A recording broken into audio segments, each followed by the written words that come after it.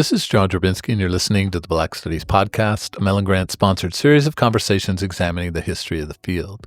Our conversations engage with a wide range of activists and scholars, senior figures in the field, doctoral students, and everyone in between, cultural workers and political organizers, in order to explore the cultural and political meaning of Black studies as an area of inquiry and its critical methods. Today's conversation is with Derrick White, who teaches in the Department of African American and Africana Studies at University of Kentucky.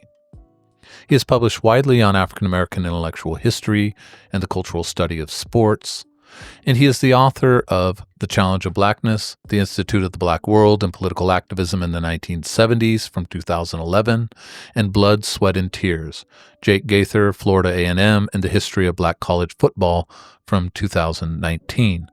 In this discussion, we explore the relation of historical work to political struggle, the place of cultural study in the Black studies imagination, and the fecundity of post-disciplinary thinking for the field.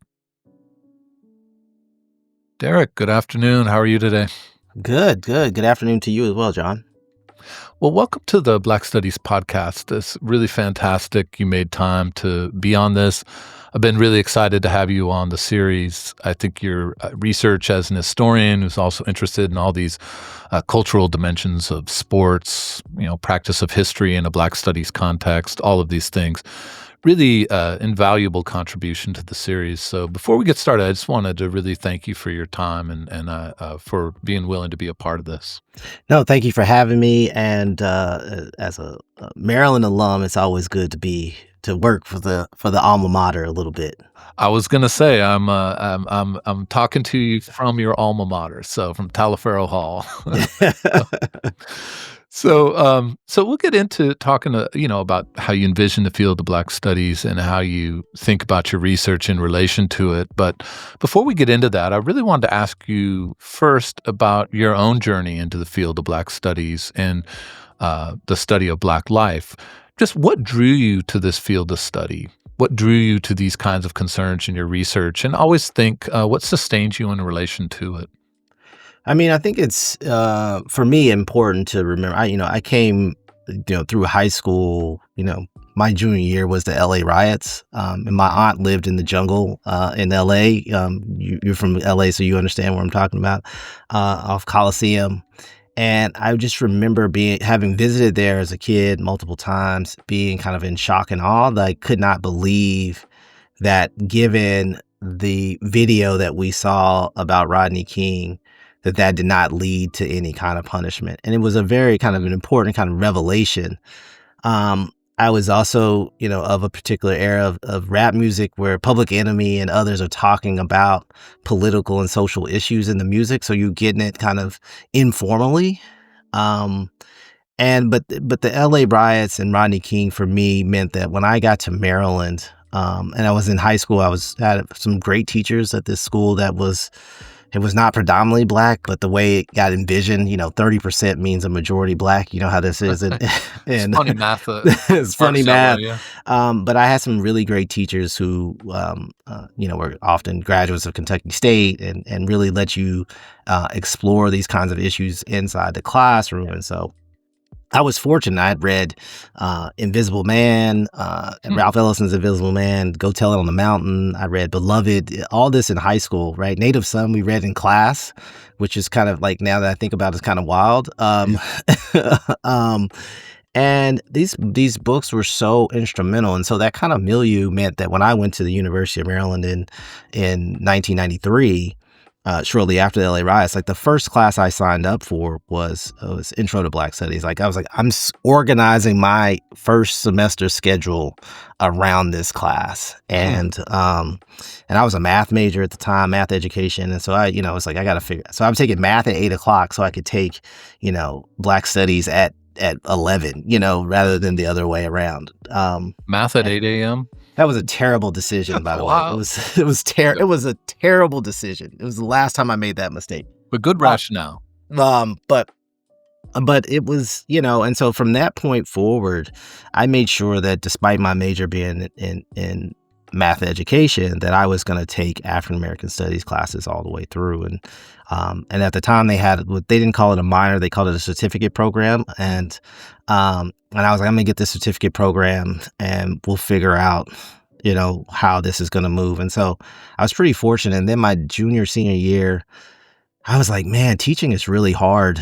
You do student teaching in a middle school, and you realize that two things. Now that I have a middle schooler, that apparently they stopped wearing deodorant, or like this very smelly in middle school. Man, don't get me started. Oh, Jesus. I was like, 15-year-old man, man, seriously. oh, every day. And so that, and then it was also, as much as I enjoyed math, I enjoyed talking about these kinds of issues. And doing your student teaching in Prince George's County in Maryland, you got Black kids who you were watching get, labeled as problematic, but you saw a kind of intelligence that was not being cultured and fomented. And I was much more interested in the why than the actual how do I foment their kind of own particular kinds of growth and development.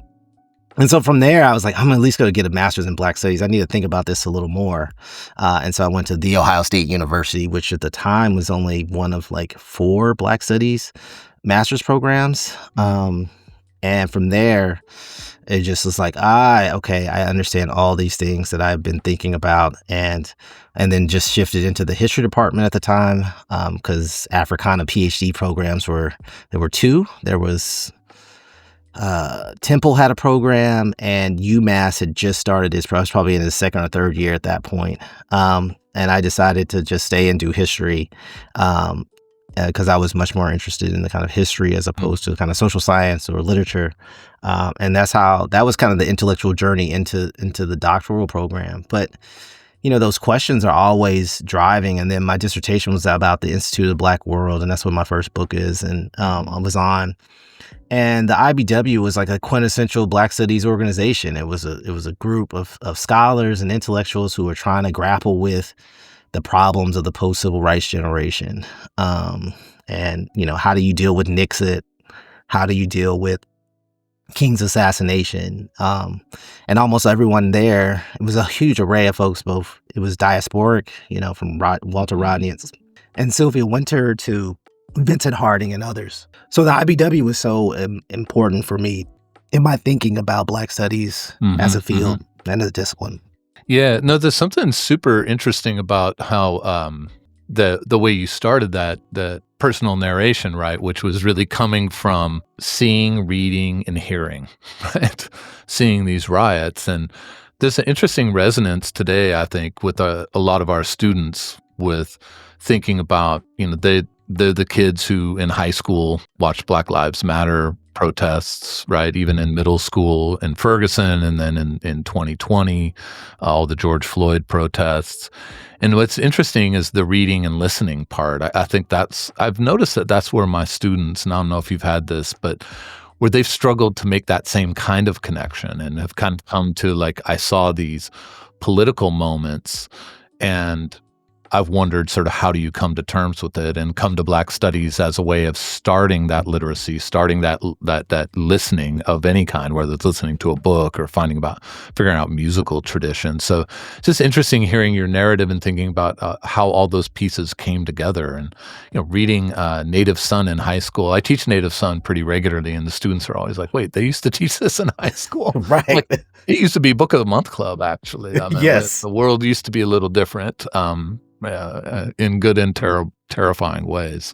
But also that journey from math education, right, back into African American studies. So Ohio State University, my collaborator was Michigan State PhD. So, some Big Ten rivalry there. She may not confirm that, but yeah. And I'm just interested in how that movement to that master's degree, was it sort of this moment where it was like, I need to know more, or was it like a sort of, I want to be better? I mean, the math BA sort of, I can imagine thinking like, I'm not quite ready for a history PhD, or was it driven by this sort of different kind of need and sort of thirst even? Yeah, I mean, it's definitely a different thirst. I mean, I was still very pragmatic when I applied. I was thinking like, all right, I'm going to get this master's degree and then go teach, and then I don't have to teach math 6 periods a day, right? Like some of it's just like, But I'd also thought about trying to get into doctoral programs. I applied to doctoral programs, got rejected by all of them, Mhm. because I'd never taken American history until I taught it as a graduate student, right? Oh, yeah, Um, yeah. so there were like classes I had never on my transcript, but I took Calc, 3 and 4, right? Like it was such a like I being on the other side, completely understand why I got completely rejected. But Black Studies was like, we like, these you're interested in some interesting questions, like, and I think math is, for me at least, was super important in my thinking. Like it meant that I could think about Black Studies in really kind of interdisciplinary ways. And so I had a professor, Demetrius Udell, who was one of Sylvia Wynter's students, and so he was introducing us to Sylvia Wynter, and I was like, "Oh, I get all this." Like all the, as complicated as the language and the concepts that she's using, it wasn't any less complicated than like non-Euclidean geometry or something. Like, you know what I mean? Like it was like, Mhm. "Oh, so you're used to thinking kind of in this abstract sense in real ways, right?" Because, some of those upper level classes are abstract, but then you're trying to use them in real world ways. And so Sylvia Wynter was like made a lot of sense to me. And it was really through her work, um, that got me asking kind of intellectual history questions and the kind of intellectual side of Black studies. And so IBW, she was in IBW briefly and worked with them. And so those folks were like, it was a kind of a natural interest. So when I found out that this organization existed and had all these people there, and no one had written about them. It's like a Mhm, great, mhm. dissertation, first book. It's like no one's written Sure, anything sure. about this, and so that was super helpful. And so that's kind of where I started, and that's how. And I mean, I still think of myself as a person who does history of ideas. Is Mhm. like kind of the backbone of who I am as a scholar. Yeah, the Sylvia Wynter thing's interesting. I teach her work pretty regularly, both, in undergraduate courses and in graduate courses in the English department, and she's become such a, kind of a cool figure for graduate and undergraduate students, and then when they actually read her, they're like, "Wow, this is a lot more difficult than I had anticipated." This is a tough read, so when you said that, I was used to these abstract puzzles. I'm like, "Yes." You Yes, have to have that yes. orientation to read Winter really seriously. I mean, but it's also like some of that was like, I was super fortunate. Like, being a historian is like getting to figure out, like, we have emails. It's like reading other people's emails and stuff like that. And so when I was at the Schomburg doing research on the Institute of the Black World, at the time it was an unprocessed collection, and some Hmm. scholars had looked at some of it, and I was like, and they showed me the stuff that everybody else had looked at. And I was like, well, what else you got? And he was like, we got like 250 boxes back here. No, Jesus. And I was like, well, I was like, how are they organized? And it's like, your guess is as good as mine. And so I would just give them names. And I was like, is there a Walter Rodney box? He's like, yeah, there's a Walter Rodney box. And they pull out this box from like, Mm, and so it'd have all this information about Walter Rodney. And I was like, is there a Sylvia Wynter box? And it's like, yeah. So there were these letters that she had written back and forth. And then she had this I don't you're familiar with Sylvia Wynter, so it's like hard for listeners to get if they're not. She had this essay which was really like a book. It was like 1,000 pages that she had written for IBW. And it was hilarious. The letter was like, "Can you write us a short piece about this thing?" And she's like, "Yes, I'll write you, we liked it to be 25 pages." She's like, "Okay." And so she sent in like the first draft, which was like 500 pages. I love And it. and then she sent a and then she sent a letter with it, was like, "I'm still working on it." And Amazing. then in the process, it was like, I think it was like 900 and some odd pages. And at the time, it was costing you like 15 cent a page to like photocopy all this. And so I had to call my advisor, and I was like, "Hey, do you know this Sylvia Wynter essay?" He's like, "I heard of it and I've seen pieces of it." Well, I was like, "It's in the Schomburg in this IBW collection." Mm. And I was like, "Can I was like, he's like, "Photocopy it and I will pay you back." And I was like, that's the best news I had heard in the Yeah. entire process.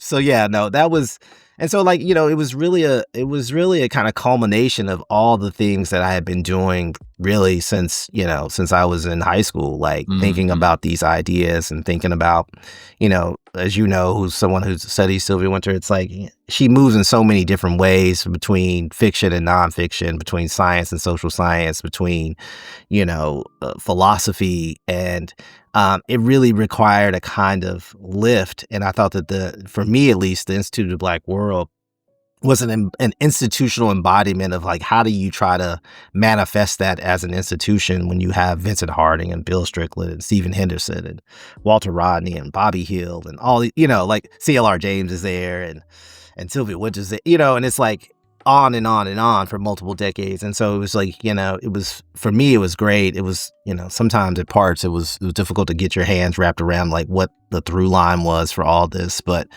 I feel like I should have did a pretty decent job. And so I was pretty excited about it. I mean, I have to say there's no bigger sign that you're working on a book that needs to be written than we have a bunch of unprocessed boxes. I mean, it is a little bit of an archive worker's dream, right? Yeah. You're like, oh, this is what this is what you hope for, right?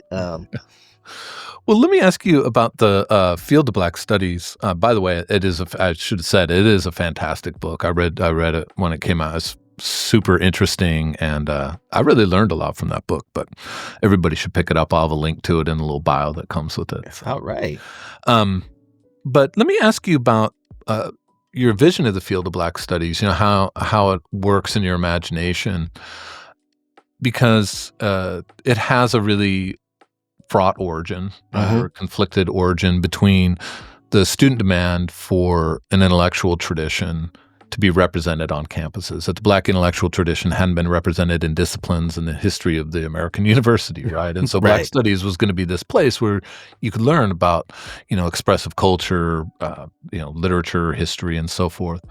And so there's that intellectual demand, but there's also the political demand that was very particular to that moment of Black liberation struggle in the late 1960s and early 1970s, which had collapsed the distinction between study and activism, between campuses and communities, between students and sort of frontline liberation struggle. And so that's that part of Black studies that is fundamentally a political demand and is fundamentally a sort of an intellectual arm of liberation struggle. And so I think in some ways, it's 50-something years since the founding of Black Studies, but I think we still have that tension in the field between defining it as an intellectual tradition and defining it in terms of its particular kind of political demands that it places on us and responsibilities we have as scholars and teachers. So when you imagine, it's 2025, when you imagine Black Studies, what does that portrait look like? And also, how do you see that portrait in relation to this origin story? That's a great question. I mean, the tension between the scholarship and it being relevant, right? This is what the phrase that they used in the 70s is that we need the scholarship to be relevant to Black liberation. And I think that it is twofold, right? I think that I think Black Studies 50 years plus later has the unique ability to be both and. Like, I think it has the space to give people who are interested in scholarly questions without being overly concerned about its relevance. And I think that the very idea of Black Studies always means that it's relevant. That, like there's questions that may not be relevant at this particular moment, but they may become relevant going forward, right? And I think that there's certain kinds of questions that don't catch on, that come out of this Black Studies tradition, that force us to come back to at various points, because this kind of the Black experience as this kind of, waxing and waning relationship with the idea and concept of America in particular, but the Americas writ large and the West globally, I think is an important piece in which scholars who have written things that at the time were like, oh, that was interesting. And then we have to come back and now really grapple with the concepts and ideas. I think of two examples. I remember reading a book at Maryland about environmental racism. So this is like 96. And I remember thinking, "Oh, that's interesting." But we weren't talking about climate change. Like it was like we were like, "Well, let's recycle." Like, you know what I mean? Like, but and so there's a book that I don't even know who wrote it, but came out in the early night. Like, so we're revisiting these concepts, and so when I see Black studies people who are doing geography and talking about environmentalism, like there's a sense that that tradition that I saw as a student that I wasn't ready for, but I think the field of Black study wasn't really fully ready for, now is coming into fruition and raising these kinds of questions. I also think about having read Octavia Butler, right? Like, Yeah. right? And you're like, oh, 2024, that seems like a long time in the future, right? And now that we're here and the questions that she's raised in fiction, right? In Parable of the Sower and Parable of the Town, like these kinds of questions are means that we should be thinking, well, not only should we be studying the novel and what it does, but we should also be investigating, Octavia Butler's life and what was it that led her to have this vision of a future that is way too scary for the present. Yeah. Yeah. You know what I mean? And so I think that like Black studies can operate in those ways, and that's what gives it this space. And then at the same time, I think that, I was super fortunate that my time at Maryland overlapped briefly with Ron Walters, who the great political scientist who was working for Jesse Jackson and understood electoral politics in a way that I would never understand. Right, because he had been there and he had seen all these kind of battles between inside parties and as an activist outside of organizations. And then when I went to Ohio State, I worked with Nick Nelson, who he too was a political science who grew up in those particular kinds of moments. And so their work was always about their kind of social was always about how do we get Black elected officials and how do we help them develop agendas that help address the needs of Black communities and communities at large as in this process. And so I always, thought about those in really kind of important ways. So I don't think of them as I do understand that tension, and I think that sometimes we put pressure, and then when you add in the kind of contemporary neoliberal university in which rewards of tenure and promotion, et cetera, are tied to production, Mm-hmm. That what you can have is a kind of mix. And I think that Black studies as a space, but studies programs overall really kind of represent a kind of bastion in which we can tackle really big kind of ideas that may not have come to fruition in a while, but also very particular kinds of relevant scholarship that we like to see in the immediate moment. And I think you can have both of those. And that's the kind of space where those places, Black studies is a place where that should thrive. I love this response. I mean, we've asked this question in all the podcasts, and it's always interesting to see the diversity, but also the continuity among the multiple people thinking about Black studies and what relevance means. And sometimes we do come back to this question of, is just studying the intellectual tradition really apolitical in 2025? Right. No, it's apparently now, potentially, will cause your entire department to be shut down or taken out of curricula for K through 12, et cetera. Mm-hmm. But one thing that I haven't heard anyone say quite the way you said, which I really like, so I just want to sort of revisit it and just underscore it, is that sense in which sometimes the relevancy question for Black studies scholarship and Black studies study is bides its time. That we can't actually know, but that there's something about the study of Black life that will bear relevance at some point, and it may not be now. The Octavia Butler one is a perfect example, and in a really terrifying way. But at the time, it was like, this is science fiction, and 2025, 2024, it's contemporary commentary. Yeah, right. And I remember reading the book like 30 years ago and being like, oh, this is a fantastic novel of science fiction. And now I've been teaching I've been teaching the graphic novel version for the last few years. That's a different kind of commentary about student and reading and whatnot, but also for my Yeah. my ability to read it at the end of the semester. And I've been teaching it in a unit about Black futures, right? And thinking about this book was written in 93 or 94, and it's imagining this future that is now our present. And like what has she seen? What does she see that's so very real? And I think that students are often amazed when they're really grappling, like, wait, fires and environmental disaster and a president who's doing these, like all these things are happening in this space. Um, and one of the things that's so very clear is that her understanding of the past is informing the way in which she's writing about the future. Yeah. And so as a historian, I'm like, this is a very great way of thinking about through fiction, how, she's talking about, um, labor camps as, workers' cities, company towns, right? And these company towns is an idea that, we as historians have talked about. I mean, I work in Kentucky now, and Appalachia's full of company towns where coal's on, and then it's like, oh, but here's her bringing this idea up again, thinking about the future.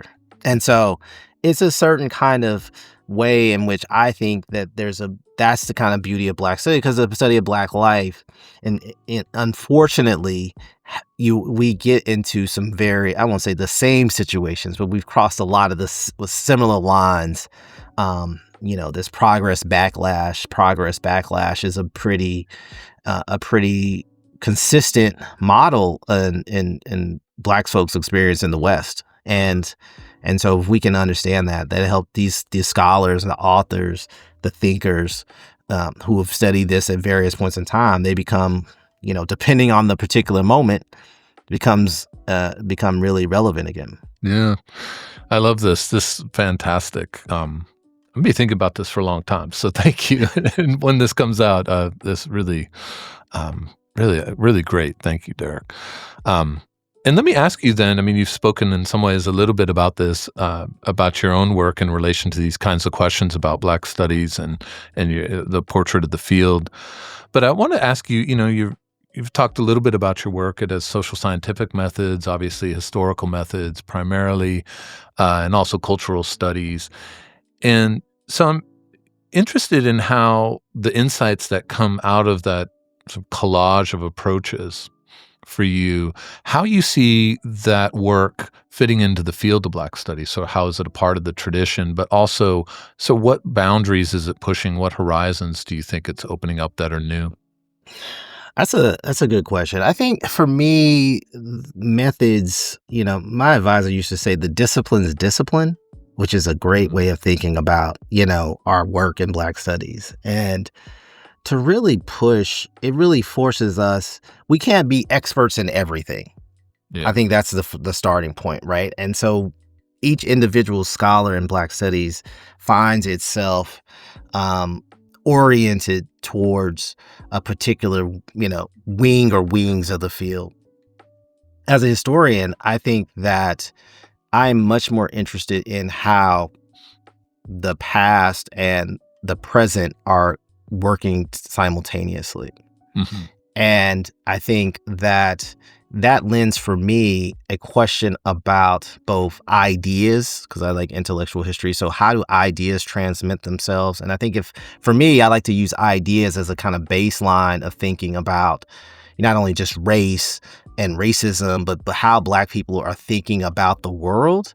And then if you use that as a starting point, then you can then say, oh, I'm looking at this as a historical question. I'm looking at this as a social science question, as a set of ideas. I'm also looking at it in terms of literature, right? Like which novelists or literary thinkers are talking about these sets of ideas. And then we can now put together a kind of tapestry that works across the disciplines in a way.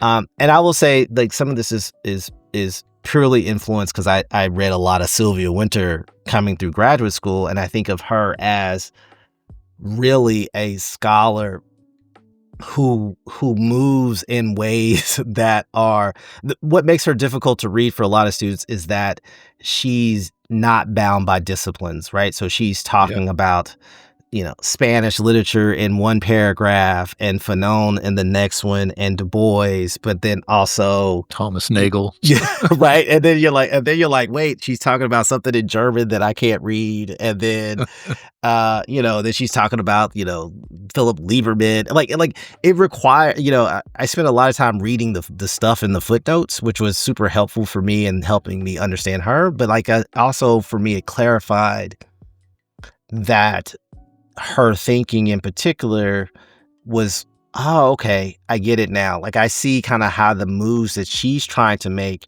And for me, that really influenced Black studies. And now when you go back and you look at various scholars, someone like Du Bois, who we all as an anchor in this field, like you also start to see, okay, yes, he too is reading these novels. He too is studying social science. He too is studying and like the people that we see as kind of foundational, Zora Neale Hurston, who's operating both in fiction and nonfiction and social science. Like now we're starting to see a kind of tradition of scholars that are actively working against disciplines. And I think that that's important for us. Whereas, the question about having representation is very limited. Like we need Black authors who in the literature class or Black historians or you know what I mean? Like Black studies is moving beyond that. Representation is just the first step of that equation. But when we look at how we put these pieces together, we're not just limiting ourselves to literature or thinkers. We're thinking about music. How do we think about the blues in relationship to politics, right? Like, how do we think about how because people don't live in disciplinary boxes, and I think that's an important part of of of our experience and our study, and that Black people have also had the lived experience of pushing against the boundaries that white America and the white West have put on them, right? And so they have always kind of pushed up against these boundaries, and if we kind of hold that, and so it can be very difficult. It is a very, I think, an important field that requires a lot of different kind of study. Even if you are interested in history or social science or literature, you kind of need to be familiar with a lot of different moves to really kind of grasp what Black studies is trying to do. I mean, I often tell my students who are interested in doing Black Studies PhDs, like you have to really love reading. Yes. And you're going to have to read, because you're going to have to read a lot of different kinds of stuff. And it's not pursuing your passion in, novels, right? Yeah. Which is fun. I mean, that's why you have an English degree. But as you said, you're going to have to read social science. You're going to have to read history. You're going to have to look at art. You're going to have to learn how to listen to blues. But I really like the way you put that, if I understood you correctly, of this sort of, that if Black studies is about Black life is not lived in terms of its transmission of ideas of self, community, politics, and so forth. Is not lived in a discipline.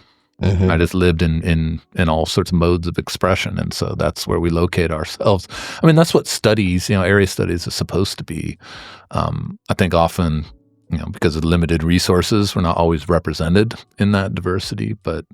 I like the way you spoke to that. I mean, I will say that about your writing. I mean, your writing reflects that, and your research reflects that. So when I think about, what are exemplary Black studies books, there's all the historical ones, but there's always this question for me too, looking around at contemporary scholars and saying, where is that real work that you just described, transmission of ideas through multiple expressive media, right? What we might call disciplines, but are happening in everyday life, and that's where that relevancy is, right? Mm-hmm. I mean, and I'll just add. I mean, so when I write about sports in my most recent book, it's like people like, well, how did you go from writing about like a Black think tank that grew out of Black studies to Black college football? And I was like, I mean, have you been to a Black college football? Like, because I was like, like there is so much life happening, not, beyond what's happening on the field, right? That these are such for Black folks, especially in the South, my mom's a graduate of Kentucky State, and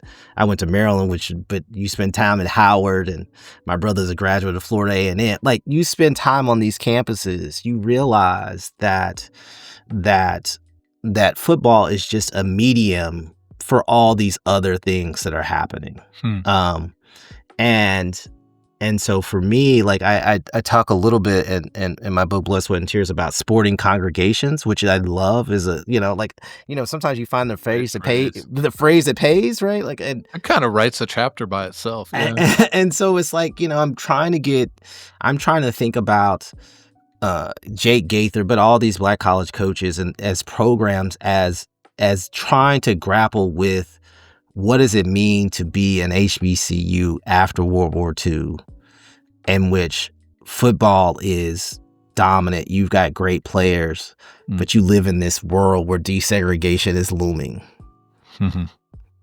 And that these are cultural spaces, right? And, and so I think a lot about the congregation as a space with coaches is really kind of like ministers. So we talk about Black churches all the time, and I'm like, if you've ever been to the CIAA or if you've ever been to a classic, like those spaces are operating, and they're doing a lot of the similar kinds of things, both in terms of community, but also in terms of politics, depending on the time frame. And so I think that that's like, for me, I like these ideas about how different mediums, in this case, one case kind of a traditional academic space versus a sporting space, are often grappling with these kind of questions of these political questions that are, that are engaging. So what does the civil rights movement look like when you take a position from the football field when the question of integration is mute, when Florida A&M is better than Florida, right? And when Southern is better than LSU, right? What does it mean when Grambling is better than, any of the white schools in the South, right? And so there's a certain kind of question, then, what are we actually gaining in the process of integration? So what is the question of integration asking for when there's so much talent? And these are the same questions that IBW grapple with. Vincent Harding has a famous essay where he was talking about that as Black studies programs came to PWIs, like the only place to get Black faculty member to stop these students from sitting in president's offices was to go to Black colleges and take faculty members. Mm-hmm. Yeah.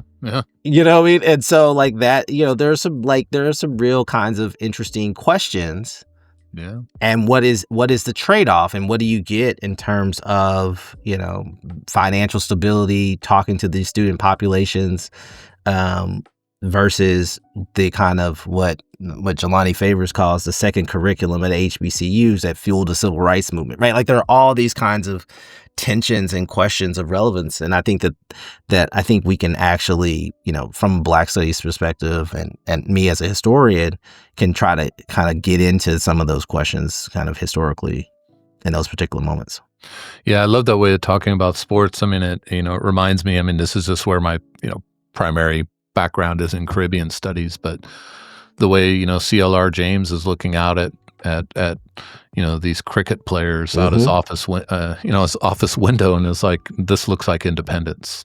Yeah, and there's something really important in the ability to see like that. But I think that's, as you were articulating, that's a Black studies vision, and that's why that collapse of the disciplining of disciplines opens up a speculative dimension, but that speculative dimension gives these kinds of insights that are just, as you were saying, just a reading of what's already there, but just understanding like that, that it is reading what's already there, rather than thinking this is entertainment as opposed to real serious politics or serious culture or whatever the high-low distinctions are. Yes, is like, I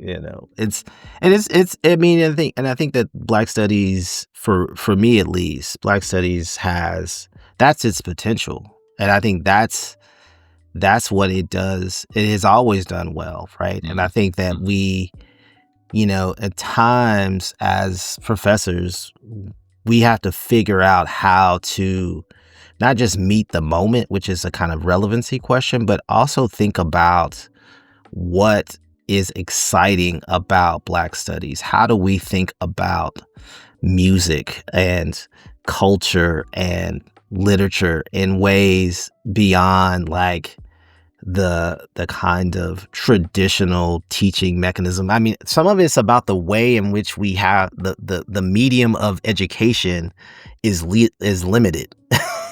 Yeah. Yeah. You know what I mean? Like it limits us, and so we, and I think that, the best case scenarios are often like, how do you think about these things that are happening in the real world? How do you think about this literature? How do you think about, going back to my own kind of moment? It's like, yeah, like Public Enemy and is just as important, right? As Rodney King, right? Like, and I think that that's an important part of, where do you Malcolm? Okay, why are they talking about? Maybe I should read what Malcolm is talking like, because I'm interested, like that and curiosity. And I think that's an important part of it as well, is that Black studies has to have a little bit of curiosity, and we got to figure out how to make sure that students in the field keep that curiosity that gets stamped out, to be truthfully honest, be brutally honest, by the university reward structure. Whether it's grades for students or whether it's, tenure and promotion for us as faculty members. Yep.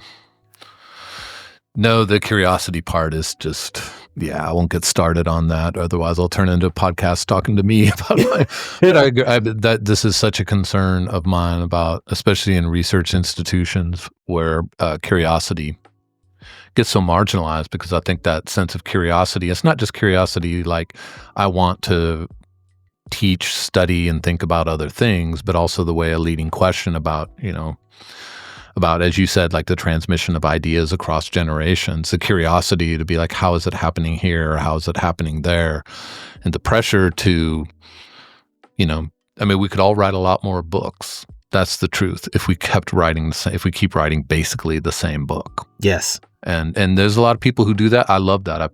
They're all over my footnotes. They help me find new research projects. But that is a moment of asking about, like, if that's the model, what happens to our curiosity? So if nothing else, getting that word out there in this podcast, definitely worth it. And so maybe this is actually in some ways a start of a response to this question I have for you, which is, looking at the 50-something years of the field, what you think that Black Studies has done well, and also what you think it has not done particularly well. That's a good question. I actually was thinking about that. I think I think that it has done well is it has self-corrected in ways that it does not get credit for. I agree with that. Thank you. Yes. And so one of the long-standing and legitimate criticisms of Black studies was the way it approached questions of gender and sexuality.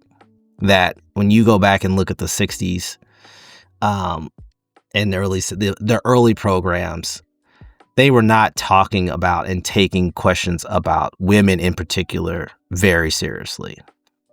This is like a huge discussion in my book about IBW about like the role of women, right?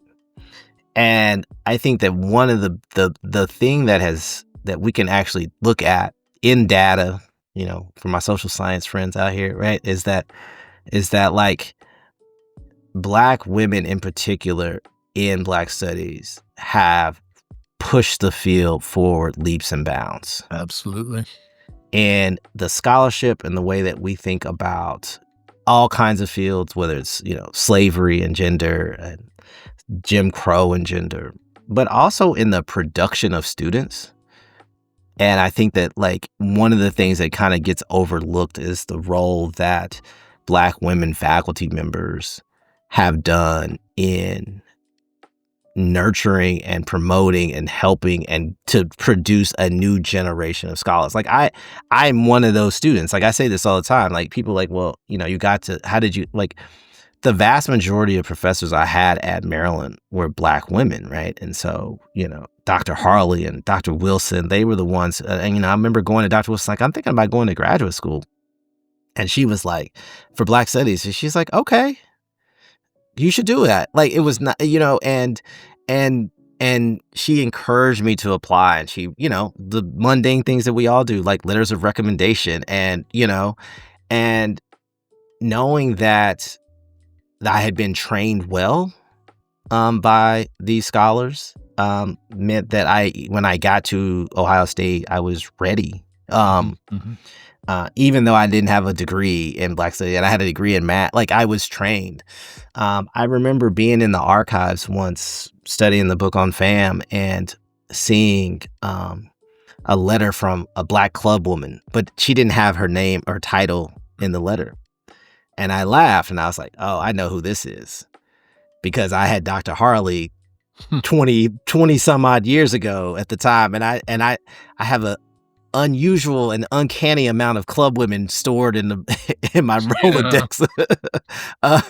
And I think that's and so I think that Black Studies, even though it absolutely was true in that initial moment that it was not, it dropped the ball on that role, and it still can do a lot better. I think that one of the ways that it's dramatically improved is that I think the thing that it hasn't done well is that it has let a handful of programs shape the field in real ways. So I think this is twofold. Like I think that at one end, I think the Temple program is one of the early kind of programs put in a kind of Afrocentric lens on what PhD work would be. As a first, it had the ability to do that.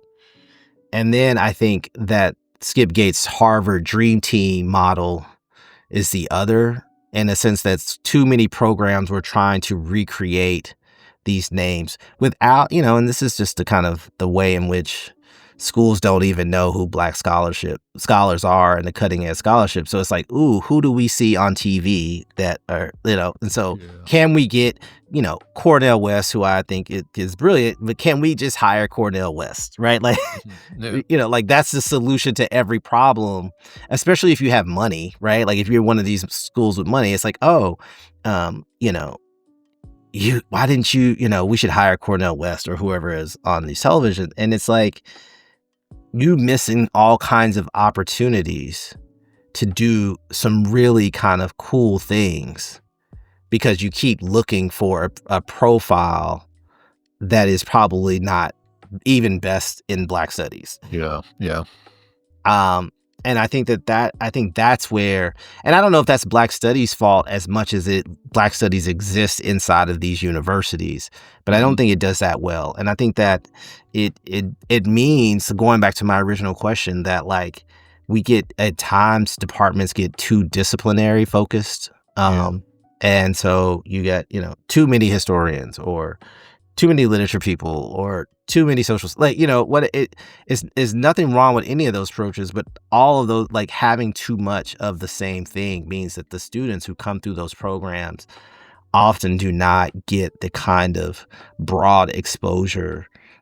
They're not reading across the field in ways that I think that they should. And so it's that gets lost. And I think that, and as Black Studies programs have shrunk, I'll be honest, like it's shrunk. Like Ohio State is probably a 3/4, not even a half the size it was when I was there. Right. And so it went from, 20 faculty members to 10. Well, 10 faculty members means that you only can do so many things versus 20. And a quarter system means that you get a little bit of sample across a lot of different places. And I think that there's some structural issues that I think that tend, and, some of that's us as faculty. We like, I'm a historian, so I like history.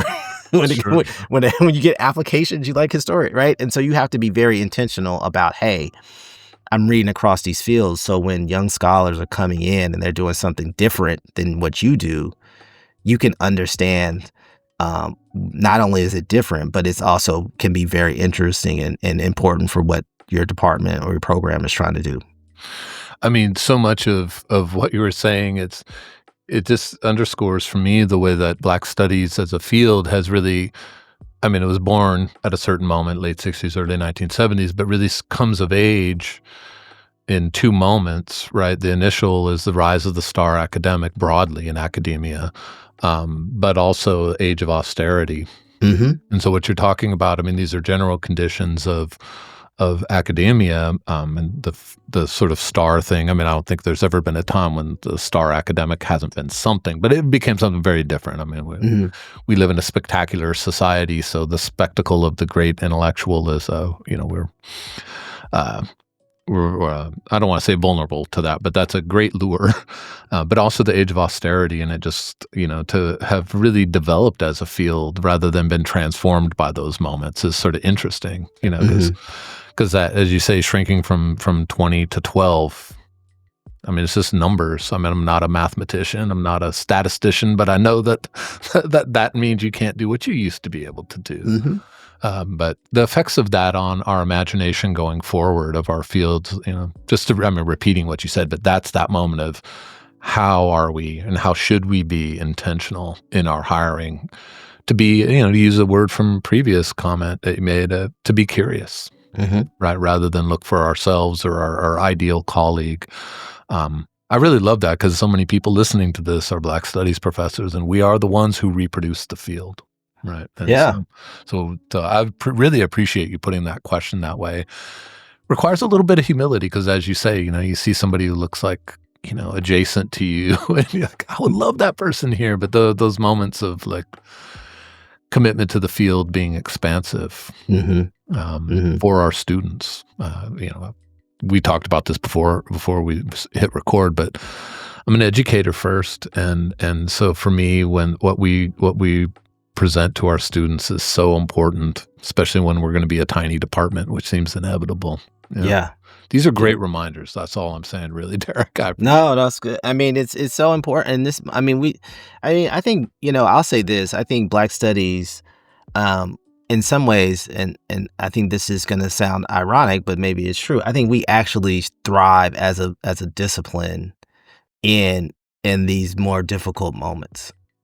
It's harder to like. I think the stark realities that we're living in, both at the university and at the national level, mean that the questions that Black Studies has always posed are going to resonate with students in a way, to be perfectly honest, that they did not necessarily resonate with in the early years of the Obama administration, right? Like in a sense, Absolutely. right? Like in the sense, like that was like it was like the game is over, right? Why are we still having these conversations? Like, look what you have done. And as like for me, like it's like Rodney King was a moment in which like I need to figure out how that could happen. It's not to say that there were other people, but that was such a blatant national kind of moment in which it was like, are my eyes lying to me?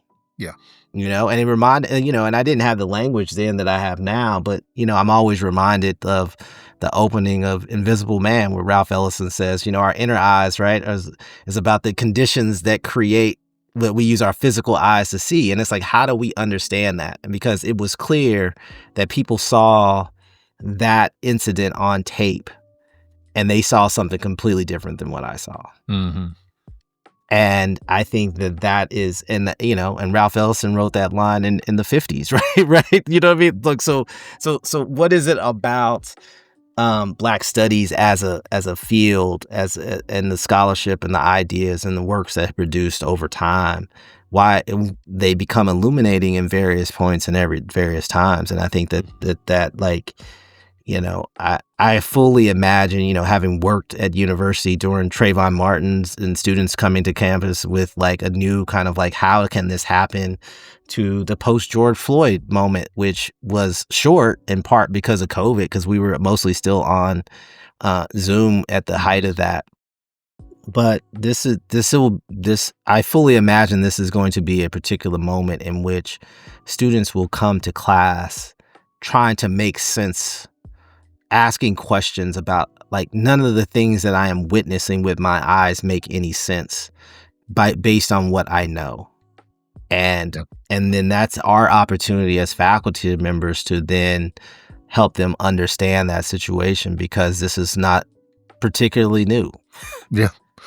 I mean, look, it's only 2 weeks into my semester and 3 weeks into a far right government, but teaching this course I'm now on James Baldwin, and or first couple readings coming back to this line, this not line, but this logic that he has. He says it in multiple ways that white people are so committed in their very foundations of their identity to innocence that nothing is more terrifying and worthy of violence than questioning their responsibility. Hmm. And I have to say, having taught these same essays during the Obama administration, the reaction of my students to that, I mean, some of them like stood up, like they couldn't sit still to talk Hmm. about it because of that sense of connection and that sense of the visceral. But as you're saying, like that's the moment of the excellence of Black studies, right? Hmm.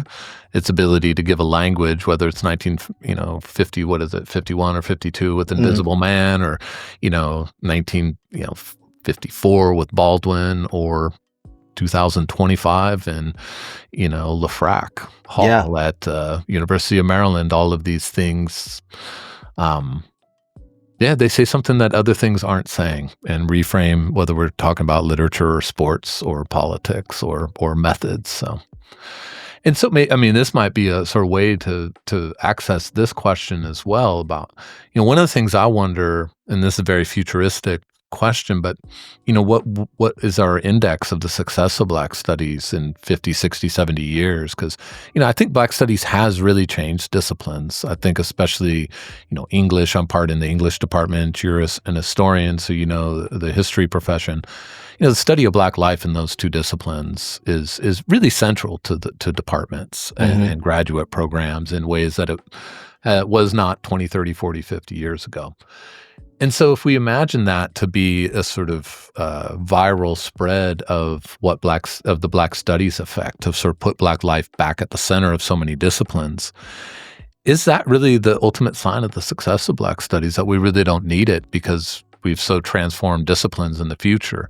Or is there something, which you also seem to be speaking to, that's really distinctive about Black studies, that those disciplines, while they may learn from it and be changed by it, can never fully absorb? And so, in other words, the the the robust definition of what we do as Black studies is actually the sign of its success and its unassimilability to those disciplines, even in the future.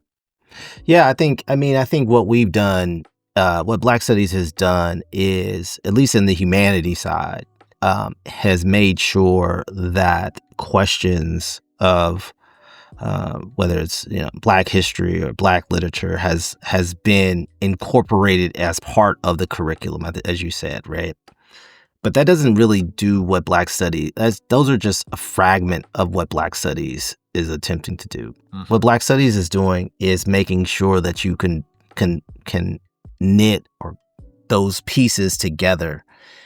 When you're in history, you're not expected to read Native Son. You can learn Black history and not have to read any of the literature that we think of as classic Black literature. And vice versa. The people in literature not expected to read the classic texts on history. And I think that Black studies, because it's operating in between and among all these fields, it requires your point about faculty writing some of the similar things. The thing about Black studies and area studies in general is that it takes more time to read. Mhm. It really is a field that encourages you to read across discipline, but to also be really curious about what's happening in social science and be curious about literature and reading new novels. And I got two kids and it's hard to do that. Yeah, yeah.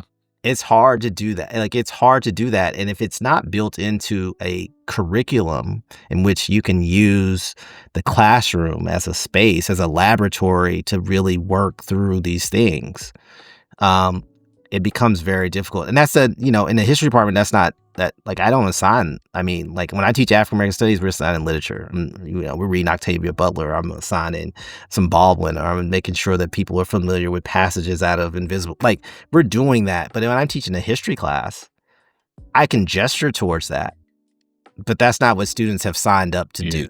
You know what I mean? And I think that's an important kind of distinction. The other piece that I think that Black Studies has to really grapple with is that the university, that the explanatory power in the university has shifted almost completely to the social sciences, in particular economics. Mm-hmm.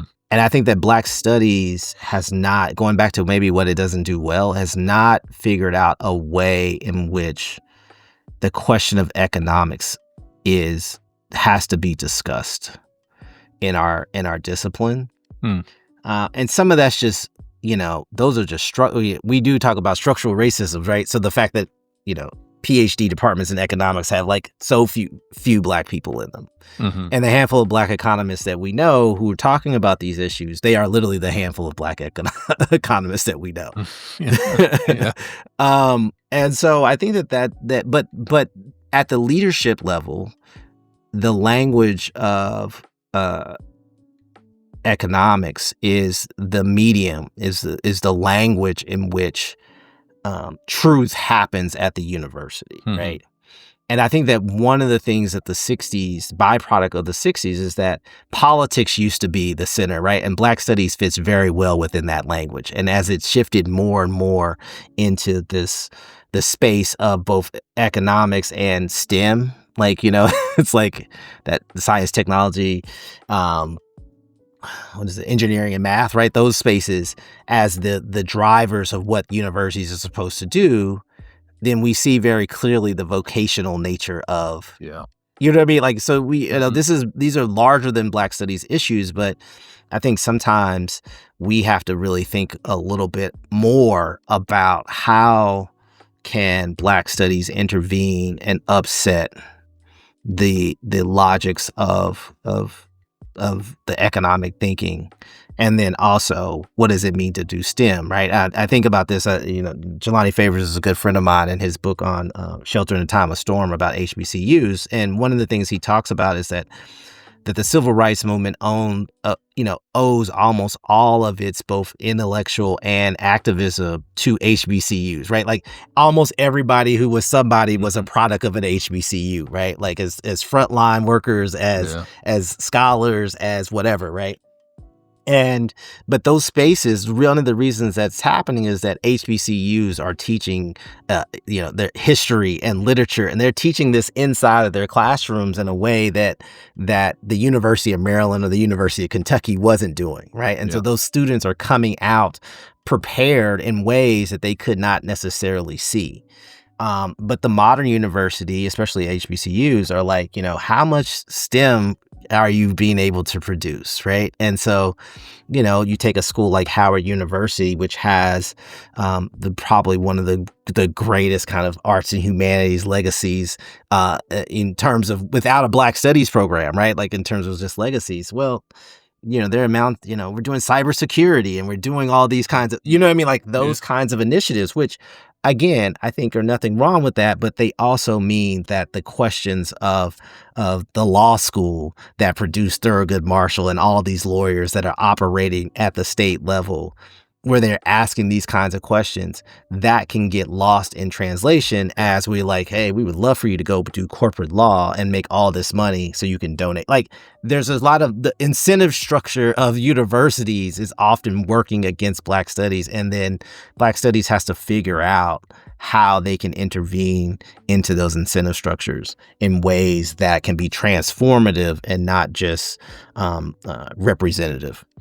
I mean, look, there's a lot in what you said, but a thing that I kept hearing is this reminder, we're living in Black Studies has had to live through, as you were saying, in terms of downsizing departments, live in ages of downsizing and austerity. And I think one of the things I struggle with, and so this is as much as anything like my own sort of affective response to what you were saying in a really this is why I love that how you just put this, which is, Black studies plays so much defense in an age of austerity. It is really the first cut in some ways. First to be, you should split positions, you shouldn't have your own, and so forth. But it's a reminder that, whether we talk about HBCUs and the civil rights movement, or we talk about Institute of the Black World, or we talk about, students at Cornell picking up a rifle to say, you better give us fucking Black studies today, is that Black studies used to be, and maybe always is, and doesn't see itself, insurgent and on offense. We don't always have to play defense. And then, when we think about the takeover of universities in a neoliberal age by STEM, one of the things I'm struck by as a humanist is that we lack insurgents. Yeah. But Black studies has always been insurgent. Yeah. That's why it had to be done that's why it had to be done sometimes at the barrel of a gun, or, we're not going to let this president get sleep, like sleep deprivation kind of approaches to. Yes. Yeah. And so I really appreciate that reminder. So that was really brilliant. Thank you. And, maybe this is, again, a segue, or maybe already partial answer to the last question I have, which is, in a Black studies context, what's the issue you would want us all to be thinking about, or the question you would want us all to be asking? I think it's always two questions, right? I think this is, to me, the most Black. These are the questions I think we're all grappling with. This is king, right? Where do we go from here, right? Right. So wherever here is positional in relation to, like, sometimes we got to go backwards and think forwards to think forwards, right? But where do we go from here?